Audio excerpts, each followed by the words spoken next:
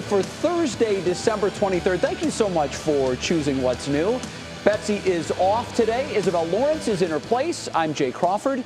I like to start each day by wishing my co-host a very good evening. So, Isabel, good Thursday evening to you and also to everyone watching from home. Good Thursday evening, and not to open a can of worms here, Jay, but we did just learn you don't believe in the Eve. So I was going to wish you a happy Eve, but I won't. Well, you can. It's just not something that I do. You will do. Tomorrow, I will wish everyone a Merry Christmas Eve. Okay. There you go.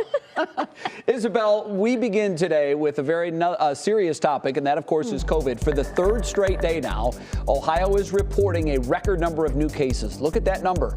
You've never seen anything close to it. 15,989 new COVID-19 positives, and that demolishes yesterday's previous pandemic high.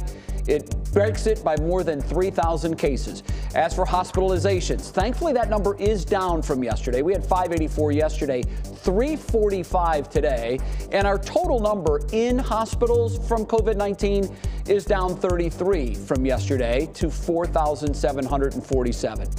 We do have another nugget of good news, and this could prove to be very significant. Many of us have been wondering about this very thing.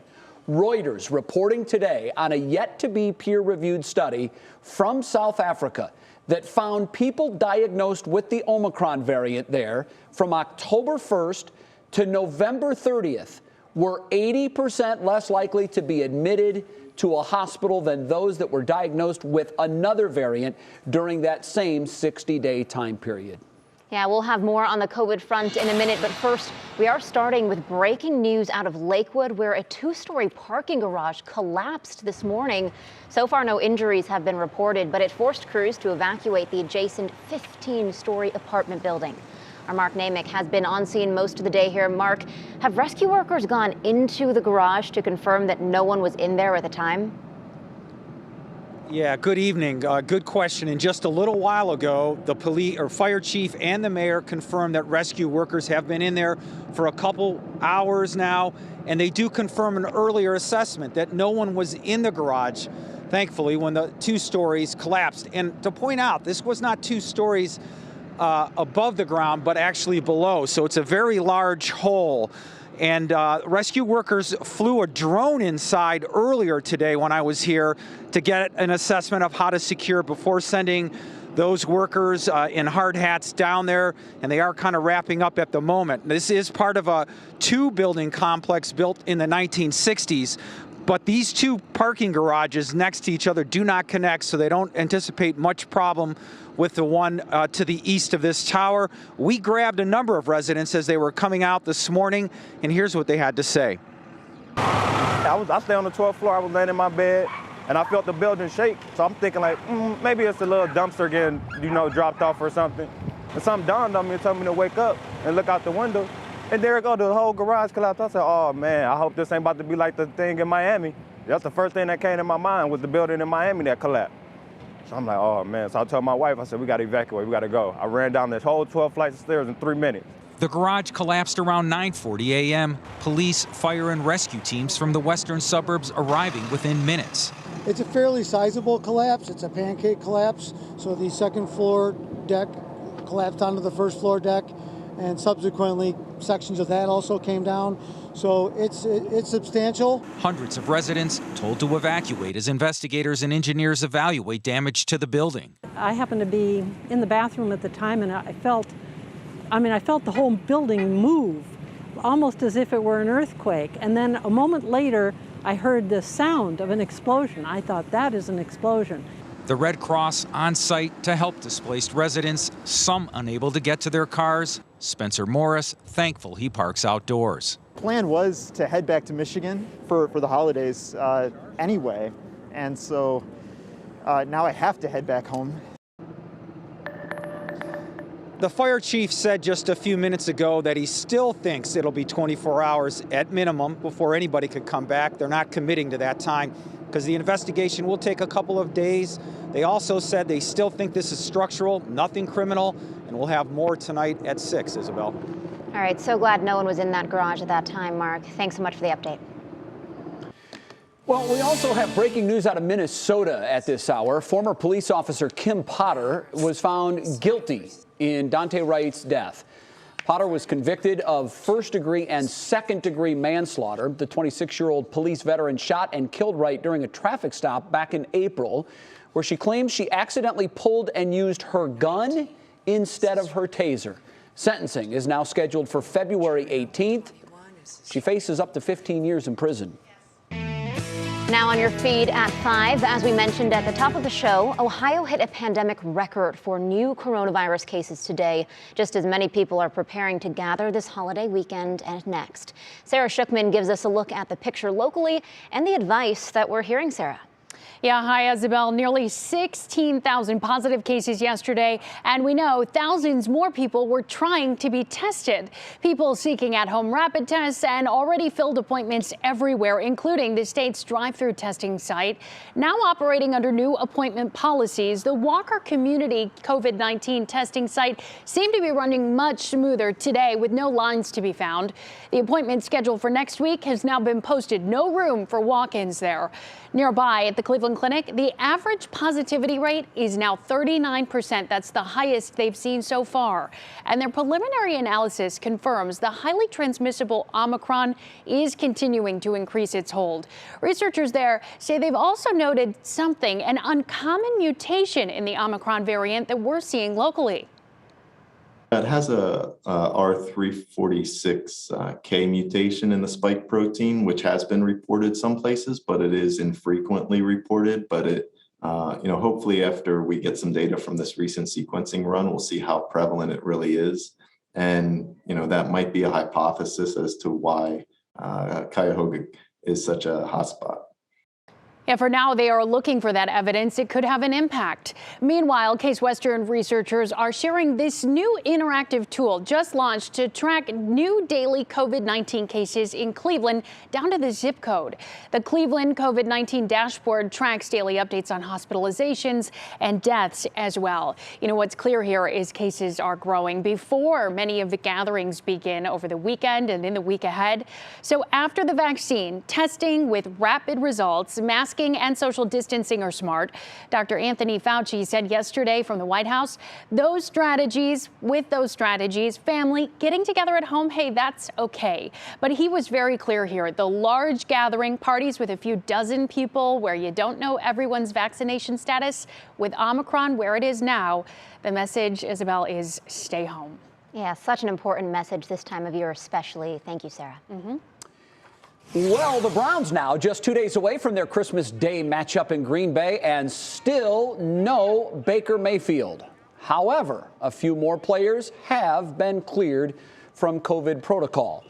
The always dapper sports anchor Nick Camino is in, complete with his Santa Claus tie. I did this for you today. It looks great. Nick, great to see you. So which players were activated today? I think all of us are asking Santa Claus, can the Browns get some more guys off of the COVID list, right? I mean, that's just the situation right now, Jay. I feel like this is the trend we've kind of had. We've had some good news, a little bit of good news, a little bit of bad news, guys coming off of the COVID list, guys being added to the COVID list. Today, the big name actually was Brown center J.C. Tretter, and he took to Twitter today and said after experiencing mild cold-like symptoms this morning, I chose to test at our facility, and unfortunately, I am positive for COVID-19, end quote. So it sounds like the Browns will be without J.C. Tretter Saturday in Green Bay. Obviously, that's not good for that Browns offensive line.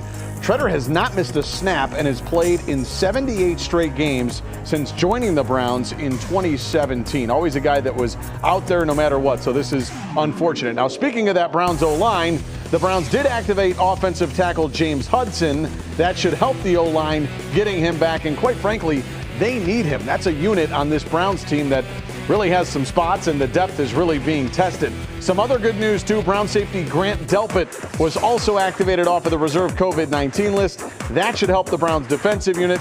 Depth, though, being tested. Kevin Stefanski, he spoke with the media today on a Zoom call, and he talked about that Browns O-line right now. It's just a fluid situation like everything else. Going to work through it, Tom.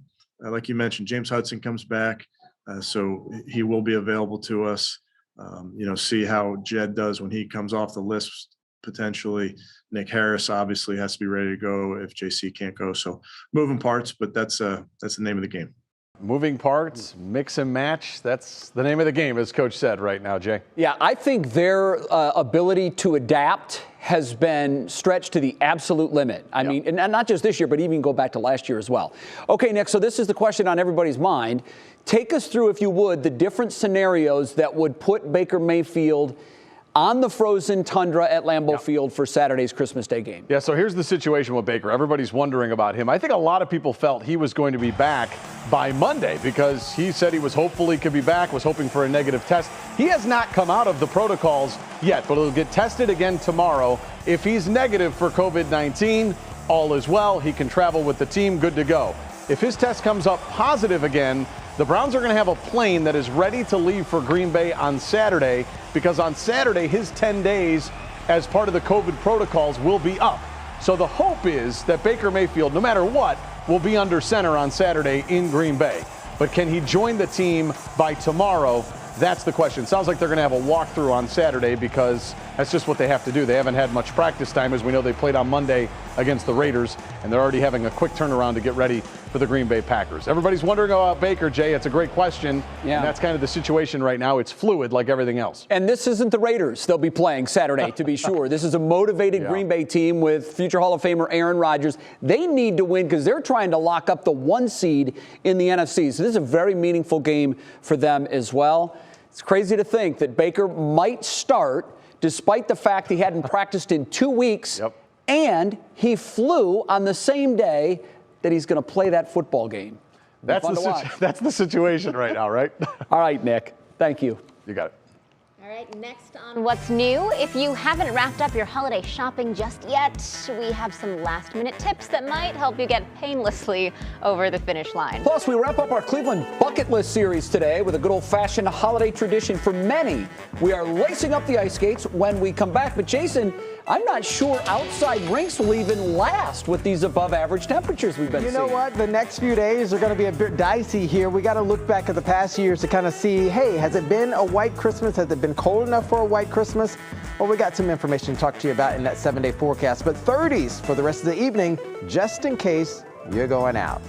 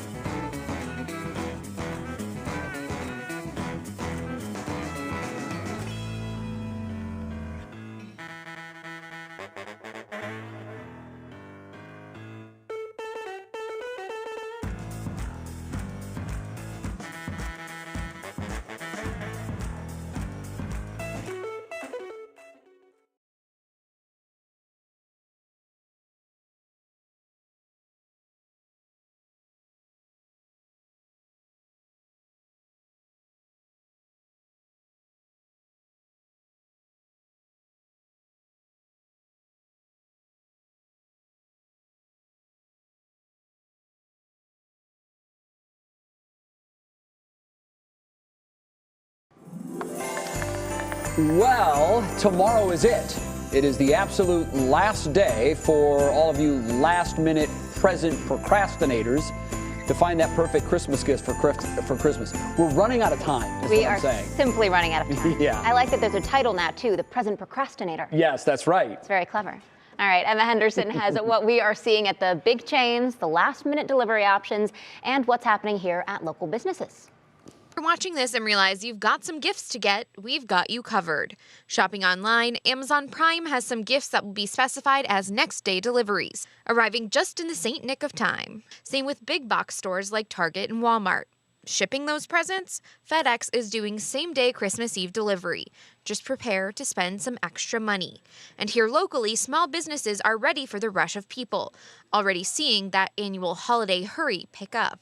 I believe it creeps up on us every year or so, it seems. And having gone through many Christmases with our customers, there's always an excitement about the last-minute shopper. Geigers in Lakewood has had nearly 90 years to perfect their process to make sure perpetual last-minute shoppers like Chris and Ronayne have what they need in stock.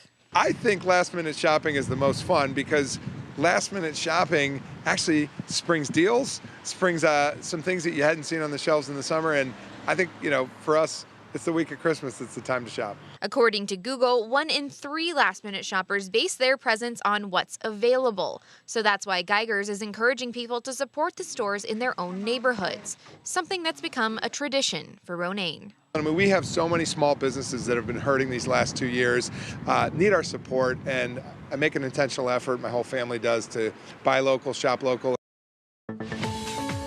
Love that. Important to buy local, shop local, like you said. Well, Jason, if anyone is out there right now battling the crowds, trying to get in those last-minute gifts, I wonder what the weather will be like for them out there. Yeah, I think today, this evening is going to be the best evening because 24 hours from now it's going to be different. And of course, on Christmas Day in a couple days here, you're just going to want to be on the couch enjoying the family time.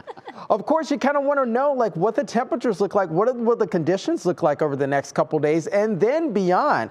I don't have to remind you of this. It is late December, and by the time we get to Christmas Eve and Christmas Day, you're going to be wondering, is it actually late October rather than late December? Check out our temperatures right now. The lake is about 44 degrees. Lakeside and even inland, it is in the mid to upper 30s right now. So we are already above norm where we should be for afternoon highs. Check out our temperatures through the evening here. What's happening is we're going to be warming through the evening and then settling back down on Christmas Eve morning for tomorrow morning, all because we have a warm front lifting across the region tonight.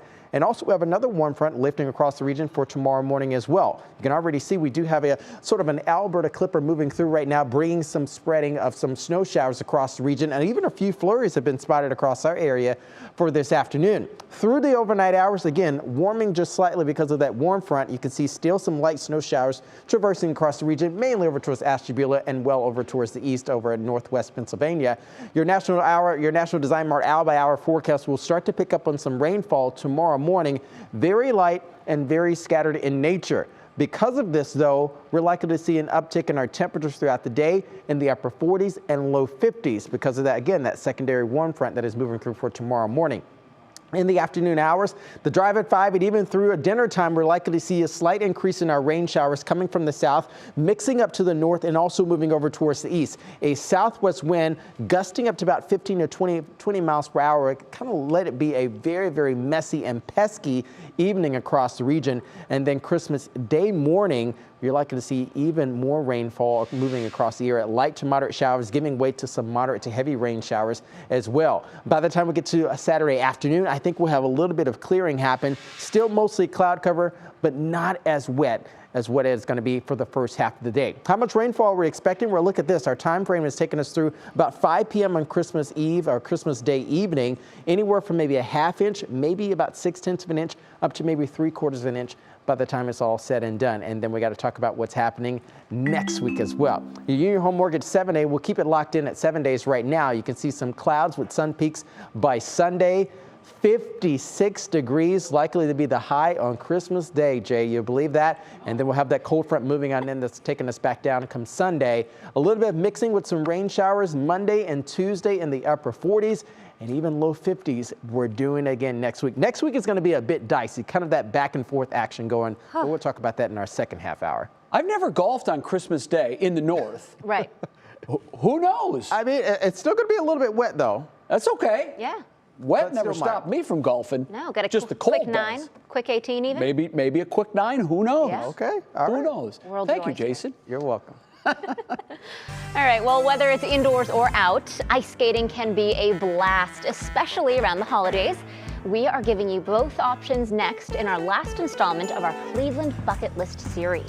And our Worth the Watch is a great idea for families looking to jazz up Christmas morning.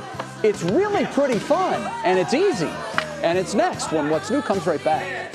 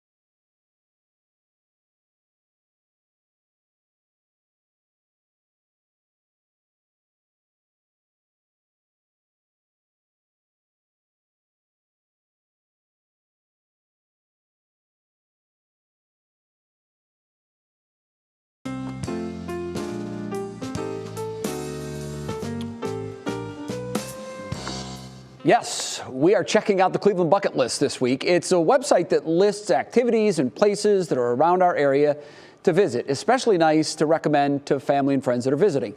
We already showed you the Christmas Corner pop-up bar at Around the Corner in Lakewood. What a fun place. Plus, where you can check out family-friendly holiday light displays. Also, the ones that won't break your bank. Today, a winter activity that will definitely get your blood flowing, and it's fun for the whole family. Kids climbing the walls on their holiday break? Something fun to do. There's an ice skating rink for everyone that fits every budget. I think skating is one of those things that people forget how fun it is until they do it again. Yes, exactly. And I think that you also often forget in Cleveland too that you can skate inside, you can skate outside. There's both options skating almost all the time. Haley Mills has several on her website, the Cleveland Bucket List, indoors and out.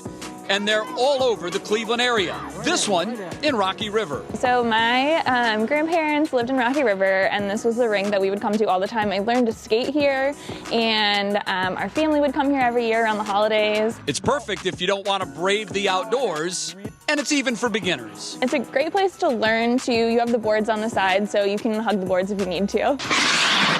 But if you do want to take in the sights and sounds of outdoor skating, there are also options for that. Obviously, if you want to do outdoor skating, this is the place to be. I mean, this is definitely the best backdrop. That's why I had to meet you here and show this off. I don't think skating outside in Cleveland gets better than being right in downtown at Public Square. Particularly, it's fine all through the winter months, but really, around Christmas. It's just so festive down there. Yes. The public square rink is surrounded by other fun stuff to do, too. They have so many different activities going on around here, too, so you can come get your picture with Santa and then go ice skating.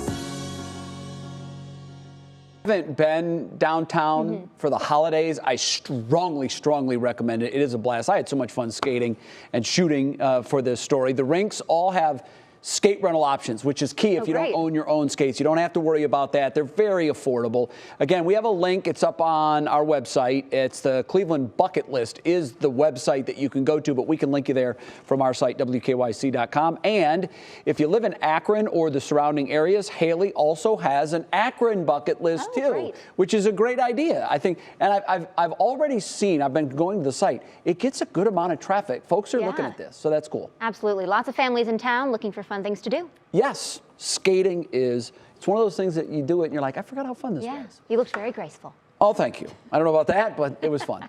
Okay, now this is how you do a gift exchange. It's called the Christmas Gift Challenge. I love this.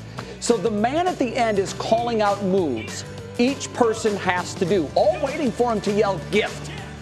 It started with 8 kids, 4 presents, then the 4 that didn't get presents do it again with 2 gifts, and then finally the 2 remaining giftless kids have 1 present to fight over. Watch.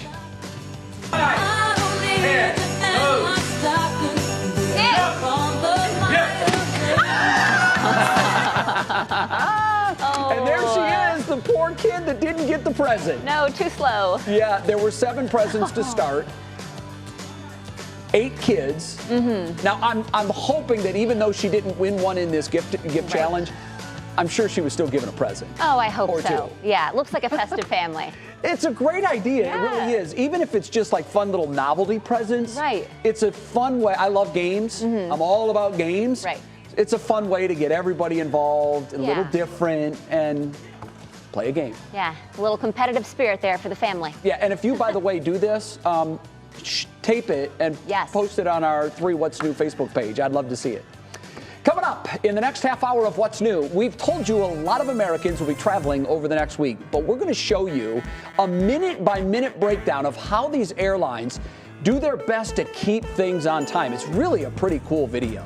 Yeah, and then we also have new pictures of Prince Harry and Meghan Markle's adorable family.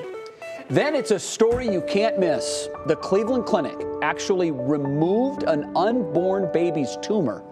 What an incredible procedure. We're going to hear from his parents about this groundbreaking surgery that saved their son's life.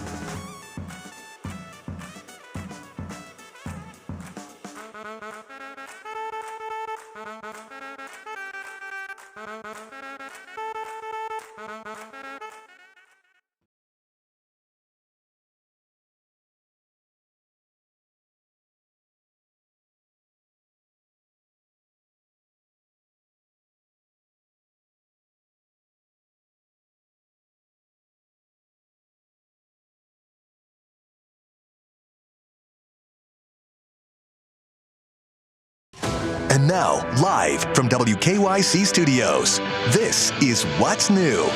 And we kick off the second half hour with 3 things you need to know. Now at 5:30, you're looking at a live picture of Lakewood. This is where an underground parking garage collapsed. It happened earlier this morning.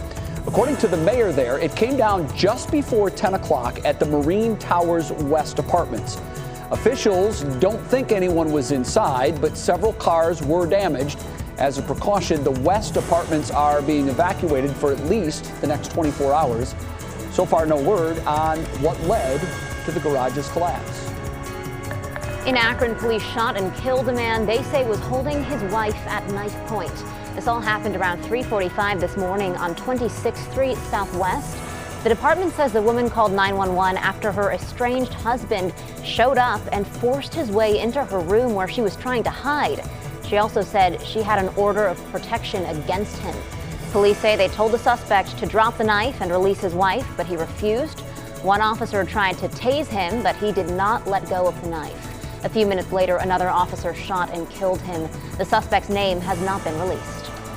And the story leading our newscast today, the state reaching a record high number of COVID cases. They destroyed yesterday's previous high. Nearly 16,000 new cases were reported. Also, hospitalizations, 345 more patients admitted to Ohio hospitals. In all, 4,747 COVID-19 patients take up 18% of available beds. There is, however, a glimmer of hope. Research by London's Imperial College says the risk of hospitalization for patients who catch the Omicron variant is 40 to 45% lower than for patients with the Delta variant. Another study, this one in South Africa, shows that Omicron patients are 80% less likely to be hospitalized compared to patients who caught another variant. Certainly a lot of folks are looking at those numbers as some sort of predictor. We've known that cases tend to be about 2 weeks ahead of hospitalizations. Right. As our numbers here have surged for really the last 2 or 3 weeks, where will we be in hospitalizations here in Ohio in 2 or 3 weeks? Still anybody's guess, but that is a nice glimpse, something perhaps offering a glimmer of hope. With that, we welcome you back to What's New. I'm Jay Crawford. Isabel Lawrence is in for Betsy today. Isabel, this morning we posted on our 3 What's New Facebook page asking how people are doing in terms of wrapping up their Christmas chores. And most folks have replied now saying that they finished all of their wrapping. I know you too. So you're completely wrapped up. The second most answer was they are just about done. Okay. So they're very close, which is good to hear because you're running out of time here. I was going to say, I don't know how many more hours we have of daylight here to get those gifts wrapped and under the tree. So, not much. Yeah, so not much. Glad to hear people are putting the final bows, literally. I like that. Me too. All right. Well, now to our top talker. We've been talking all week about how crowded the airports and roads will be today through the new year. Time is precious. Road and airline workers have everything timed out to the minute. Yeah, here's one example. This plane in Washington has 45 minutes to get back up in the air. 2 minutes after it arrives, the cabin doors open. 3 minutes after it lands, cargo doors are open. And at 4 minutes, ground crews are inside the belly of this plane loading passengers' bags onto the belt. Inside now, the last passengers are just stepping off. And then you've got catering and cleaning crews that are swooping in 20 minutes after this plane has touched down. Now, passengers for the next flight begin to board while crews do their maintenance checks and everything else just keeps going. It's like a treadmill that never stops. On and on it goes. And if you're driving, time matters there too. For every minute that a lane is blocked by an incident, it takes 4 minutes to recover back to normal lane and speed travel conditions. Wow.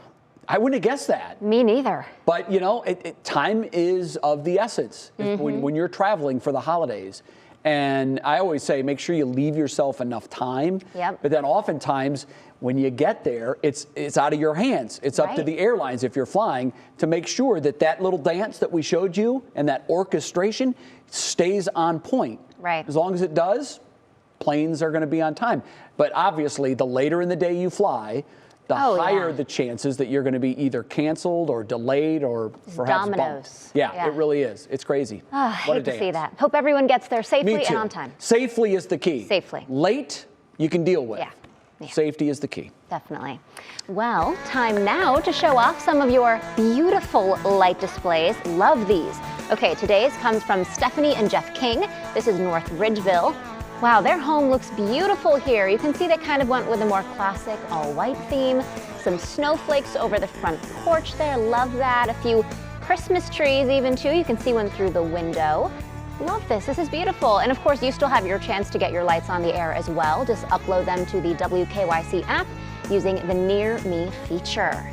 That is very nice. It's understated, right? But very well done. Very tasteful. I think you're right. I think you're right. Sometimes it doesn't have to be more. Right. And that's a perfect example right there.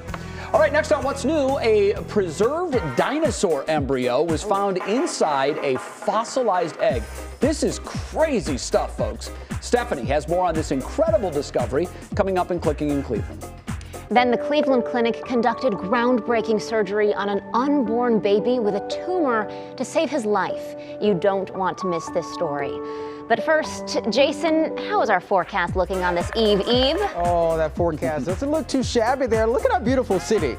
Cleveland's looking great this evening there, and temperatures stayed in the 30s today because of that cloud cover. We're going to talk about the next couple days because we're going to be warming up in a big way. Full forecast is next.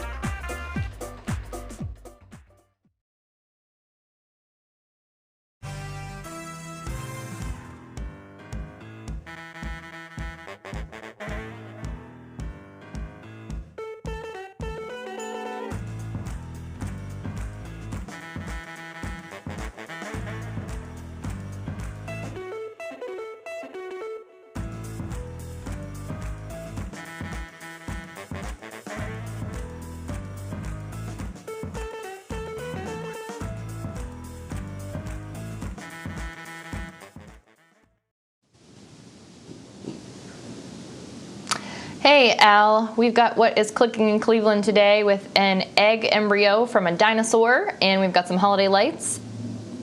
Yes, crazy stuff. Okay. I can make myself a little taller. How's that? More? It's an adjustable chair, so I can go up a little more. Yeah? Okay, good.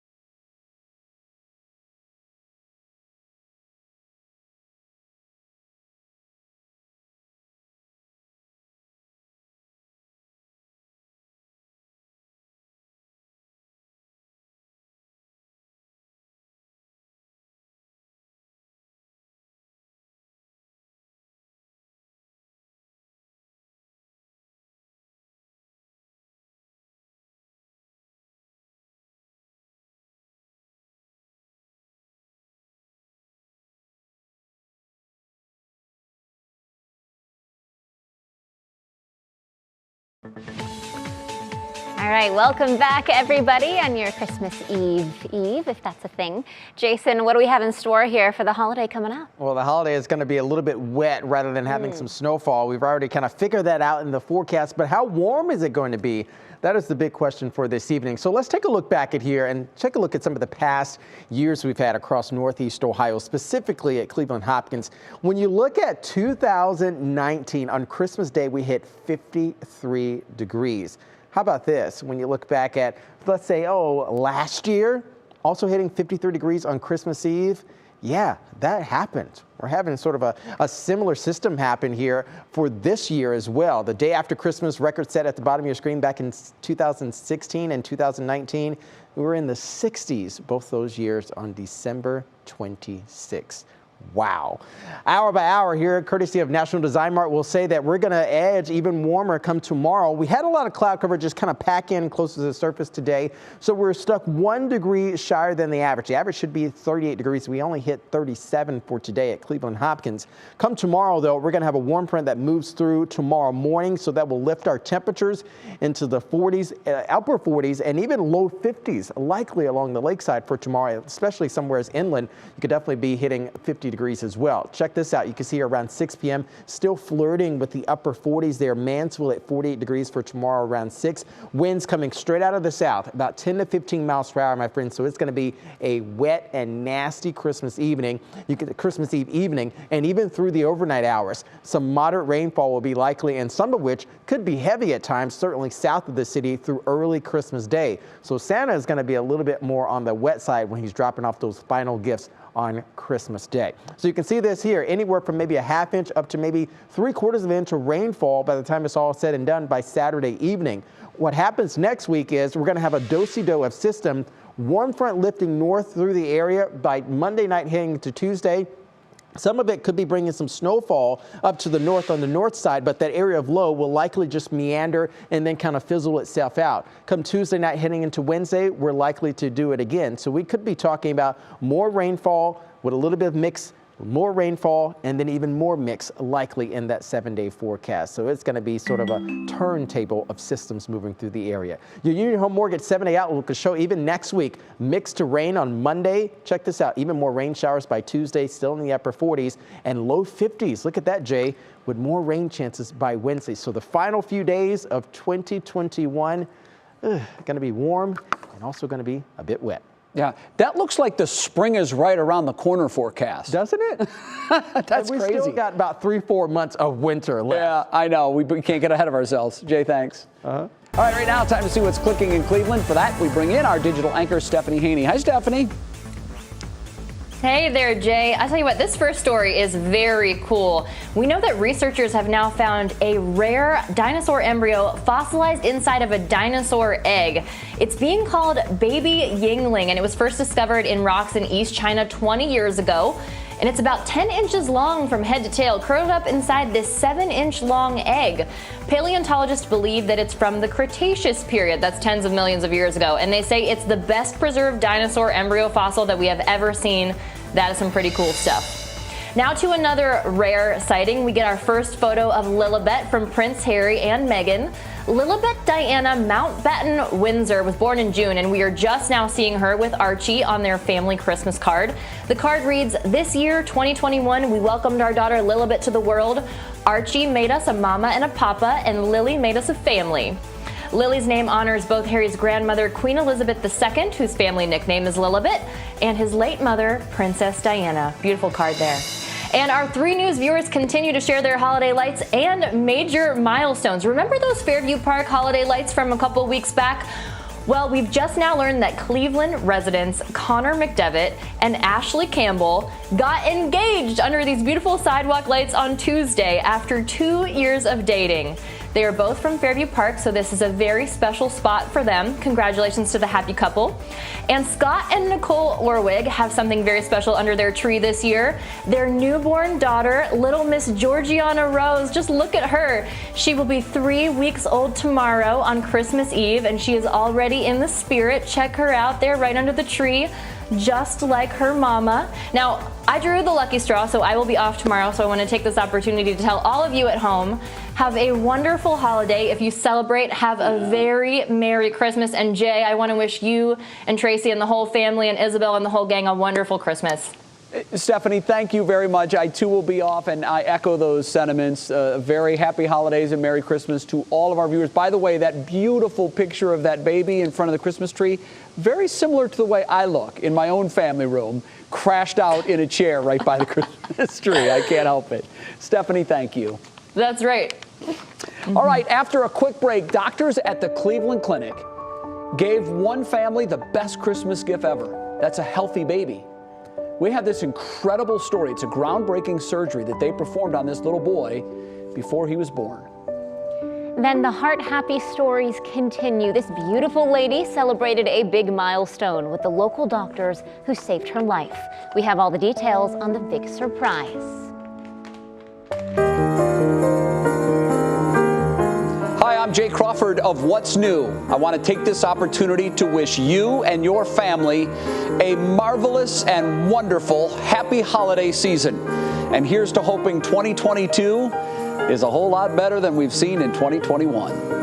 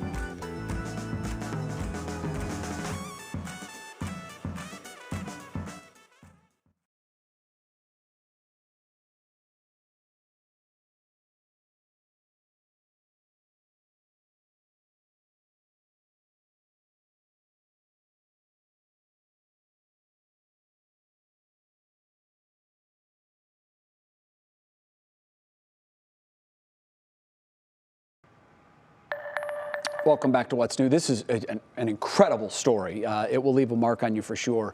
Isabel, I know you're new to the Cleveland area. One of the things that we're very fortunate to have here is such a great healthcare systems. Right. One of the best in the country. Well, Sam Drennan was 6 months pregnant when she found out that there was a tumor growing inside her baby, right near the heart. Not long ago, that diagnosis would have been fatal. Yeah, absolutely. But as NBC's senior national correspondent Kate Snow reports, a team of doctors at the Cleveland Clinic gave this family the best Christmas gift. 5-month-old Rylan Drennan loves to lie under the Christmas tree and stare up at the lights. His parents, Sam and David, consider him a Christmas miracle. He's also a pioneer, a living example of what modern medicine can do. It wasn't until our second anatomy ultrasound and they said that they were going to bring the doctor in to talk to me. Did you know in that moment? Usually when they say the doctor is coming in to talk to you, you know something's wrong. Yeah. At 26 weeks, Rylan had a malignant tumor blocking the function and development of his tiny growing heart. For him to survive, doctors would have to get at the tumor and remove it. Can I ask point blank, like, did they say that if you didn't have surgery, he might die? Yeah. I think it was like in 2 weeks, he probably would have died. Oh, look at this. Sam works in a surgical hospital herself, so she understood all too well when doctors at the Cleveland Clinic said they needed to perform in utero fetal heart surgery, something that had only been successfully done once in the world before. We're dealing with a situation that just doesn't present itself. There's not tons of medical literature about this. You know, it's a handful of cases, and so we want to be sure that we're going to do the right thing. Dr. Daryl Cass led a team that first had to operate on mom-to-be Sam, opening her abdomen, then her uterus, in order to operate on little Rylan. They pulled his tiny arms forward to access his chest cavity. Dr. Cass called on surgeon Dr. Hani Najam to remove the dangerous tumor. My first response to him is that I've done these after birth, and can you get me to that fetus? I could do this procedure, but you gotta have to get me to that fetus in the uterus so I could do something about it. When they said we might do in utero surgery, Sam, what did you think of that? It was shocking and overwhelming. After 4 hours of delicate surgery, the tumor was out and Rylan back in place in what doctors call the best intensive care unit, the womb. We talked every day. I would talk to him all the time. I would just tell him that everything's gonna be okay and I got you. We're gonna get through this and you're gonna come out strong. Rylan spent 10 more weeks growing and recovering inside mom. When Sam went into labor, they were nervous about whether his heart would pump on its own. I was his bypass machine, like keeping him alive. Because he was attached to you Yes. and your heart was doing all the work. Yeah. So the minute he comes out and they cut the umbilical cord, he's on his own. Yes. what happened? He screamed. Yeah. He took over. He knew. He was like, it's my time to shine. Let's go. Rylan was healthy. Things were so positive, the Cleveland Clinic staff teased Rylan's Pittsburgh Steeler fan parents. The doctors told me that they dressed him in Cleveland Browns gear. Yes, they did. They did. We gave them permission because they did save his life. Right. When he gets older, they look forward to telling him the incredible story behind that scar on his chest. And what will you say, Sam? That you went through so much, so little, before you even knew what life was. And now you're helping the medical community in ways you never thought possible. But in the meantime, they're focusing on celebrating their first Christmas with the best present they could ever ask for. It's a time of year when we think a lot about giving and appreciating family. Oh, absolutely. Just wonder how you guys are feeling now. We're thankful for the doctors up at the clinic that took care of him and saved his life. We're thankful for our family for helping take care of me and him. Every time I see him, it's a feeling that you never thought you would have, knowing that he could have been gone, and that I get to hold him every day and just keep him as happy as I can. Wow. Kate Snow reporting. What a beautiful baby boy. I will say, I thought he looked a little better in the Browns stuff than the Steelers stuff that we saw him in the end. Of course. I'm at a loss of words. Yeah. I really am. I didn't think that would ever be possible.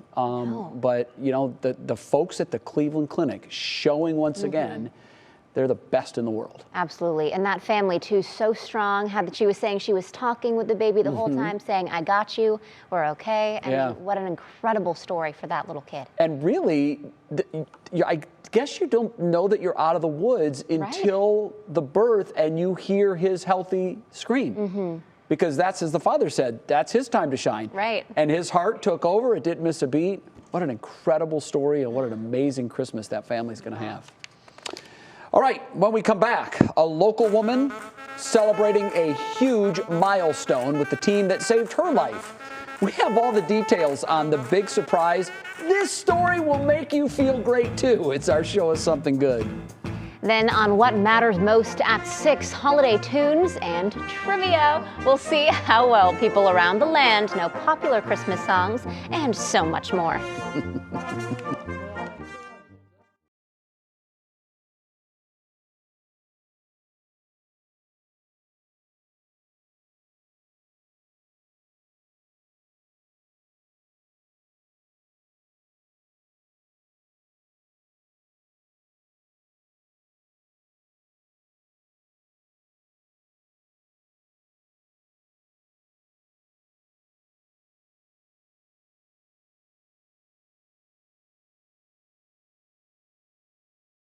Last night.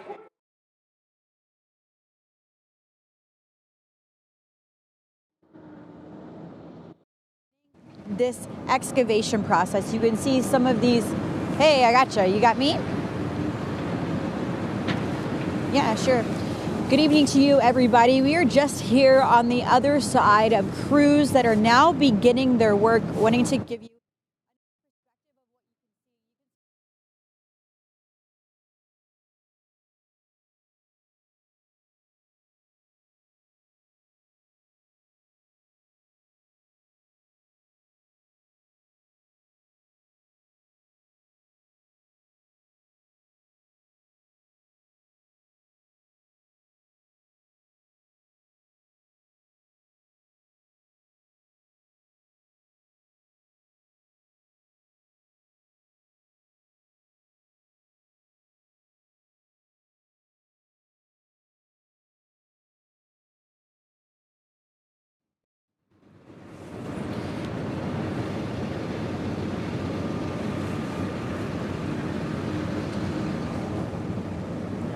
Cool. I'm going to focus on you. Because we have a head nod.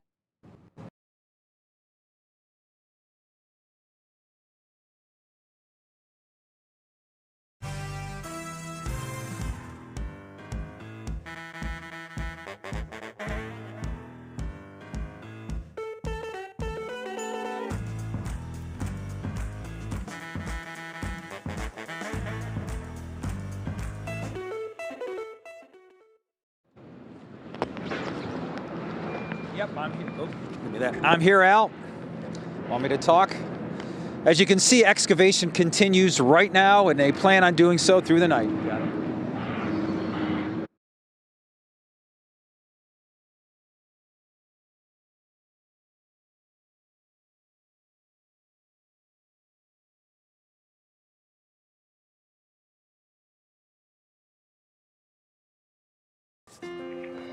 All righty, today's Show Us Something Good is going to make you smile. Very special. Clevelander Cecilia Zarobila recently celebrated her 100th birthday. I hope I said that right. She did it with the medical team that saved her life, get this, 20 years ago.